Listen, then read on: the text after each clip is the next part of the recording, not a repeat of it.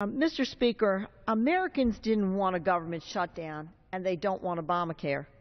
And because of the Senate Democrats, today they're staring both in the face. We in the House of Representatives offered the Senate Democrats 3 bipartisan continuing resolutions that would keep the government open and protect the American people from this onerous mandates in the President's disastrous health care law, only to see them quickly rejected along party lines with little opportunity for debate. Now, Obamacare and the Senate Democrats prize government shutdown are here, and the reviews are in. They're not good.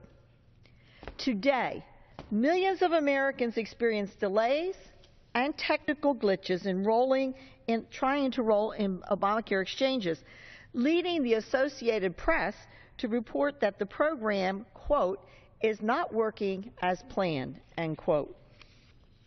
Meanwhile, the Wall Street Journal tried unsuccessfully to apply online for Obamacare in all 50 states. And on MSNBC, a reporter gave up trying to enroll in Obamacare after 30 minutes saying, and I quote, "If I were signing up for this for myself, this is where my patience would be exhausted." But, Mr. Speaker, this is only the beginning. Under Obamacare's Navigator program, thousands of unlicensed in-person assisters will be tasked with going across the country and propagandizing the President's health care law. They'll have as little as 20 hours of training. No background check. Let me say that once again. No background check or high school diploma or prior experience required, despite having access to our very personal information, including our names, our addresses, Social Security numbers, and tax returns.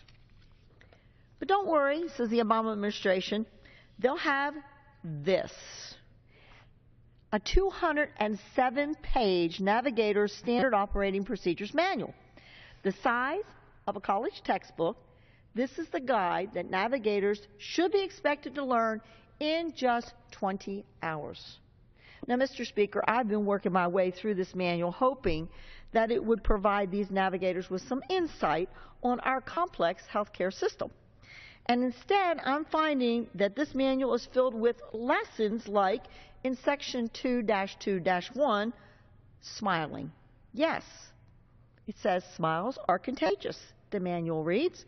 Usually when you smile at someone, they will smile back at you. The manual goes on to instruct to nod occasionally when interacting with customers and to maintain an open and inviting posture. Addressing security concerns, the manual reminds navigators not to leave Americans, quote, taxpayer